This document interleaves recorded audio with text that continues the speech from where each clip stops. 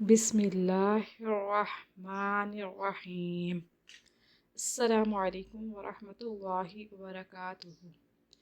آج ہم ایک اور وظیفے کے ساتھ آپ کی خدمت میں حاضر ہیں۔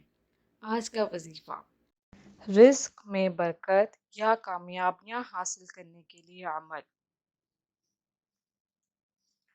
سبحان اللہ وبحمدہ، سبحان اللہ العظیم وبحمدہ، استغفر اللہ۔